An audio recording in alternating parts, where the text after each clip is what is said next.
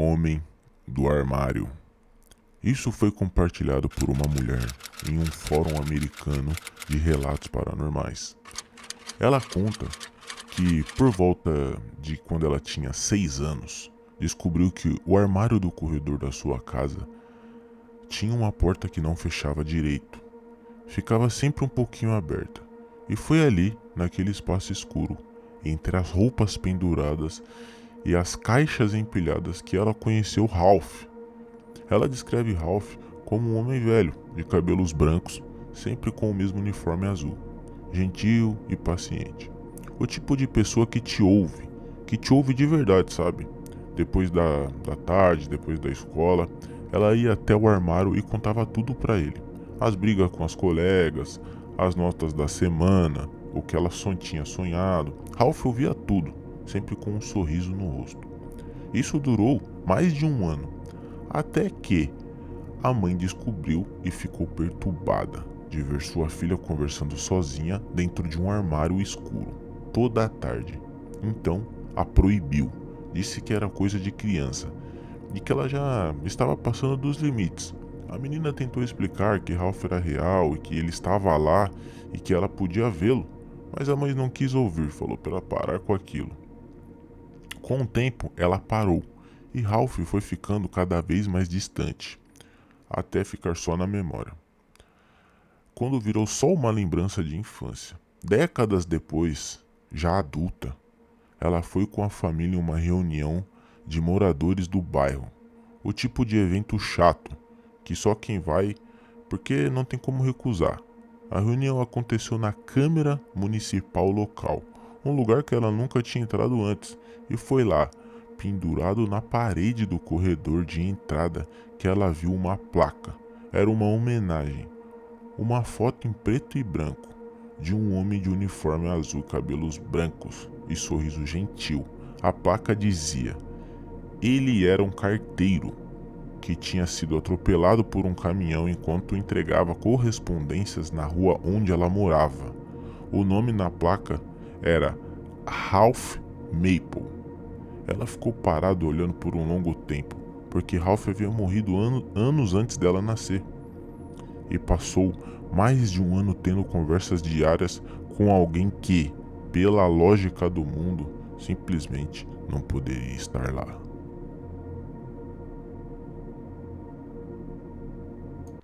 Já esse segundo relato foi postado diretamente no Reddit por um homem que diz ter levado 23 anos para entender o que viveu. Ele conta que, desde que ele se lembra, ele tinha um melhor amigo chamado Derek. Não era aquele tipo de amigo vago imaginário que quando a criança inventa e esquece em semanas. Derek era concreto, era presente, idêntico a ele, mesma altura, mesma voz, mesmo jeito de se mover. Eles brincavam junto todos os dias, e isso por anos. Mas havia uma coisa estranha, que ele só percebeu quando ficou mais velho. Derek nunca interagia com a família. Quando a mãe ou a irmã entravam no quarto, ele ficava parado, quieto, e olhava para eles com uma expressão que o menino nunca conseguiu decifrar direito. Não era raiva, não era medo, era tristeza. Com o tempo, Derek foi sumindo, aos poucos, como acontece em toda infância. E o homem cresceu, construiu sua vida e nunca pensou muito nisso. Afinal, todo mundo tem umas lembranças esquisitas de quando era criança. Até o dia em que, com mais de 30 anos, ele foi à casa de sua mãe buscar uns documentos guardados num cofre antigo. Entre os papéis havia uma certidão que ele nunca tinha visto. Era uma certidão de óbito de um bebê do sexo masculino. Data de nascimento a mesma que a dele. Nome: Derek. Ele teve que sentar no chão. A mãe, quando confrontada, confirmou em lágrimas. Ela havia engravidado de gêmeos, o segundo bebê, Derek, nasceu sem vida. Ela nunca contou porque achou que não seria fácil ele superar aquilo, e que não adiantava nada contar aquilo para o filho pequeno. Ele não entenderia.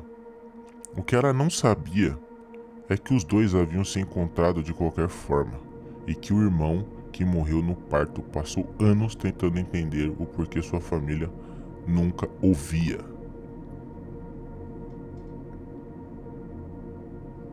Já esse relato, talvez, seja o mais perturbador dos três. Se chama Os Sapatos de Jack. Não pelo que aconteceu, mas pelo tempo que levou. Quando Steve tinha 6 anos, seu melhor amigo se chamava Jack. Ele descreve Jack como um garoto da sua idade que aparecia no quintal de sua casa e o chamava para brincar. Eles passavam horas juntos. E um dia, por razões que o Steve nunca entendeu, Jack pegou o par de sapatos dele e foi embora. E nunca mais voltou. Steve ficou triste por semanas. A tristeza normal de uma criança que perde um amigo sem explicações. Os pais não ligaram muito, disseram que era invenção ou que o sapato sumiu. Mas de verdade, certamente tinha outro lugar onde eles estavam. A vida seguiu. Steve cresceu, teve filhos, os filhos cresceram. 30 anos se passaram. Numa grande reunião de família, o tipo, com muita gente, muito barulho, crianças correndo pela casa, a filha de 6 anos de um primo foi encontrada em um quarto, quieta e sozinha, brincando com os próprios brinquedos. O Steve se aproximou, carinhoso, e perguntou com quem ela estava brincando. E a menina disse: com o Jack, e ele pediu para te falar uma coisa.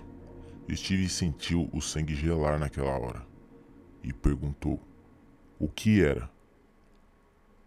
E ela disse para ele: ele disse que sente muito por ter ficado com seus sapatos. Ele queria ter devolvido antes. Mas ninguém naquela reunião tinha falado sobre Jack. Ninguém havia contado essa história para ela. O próprio Steve não lembrava dos sapatos até aquele momento.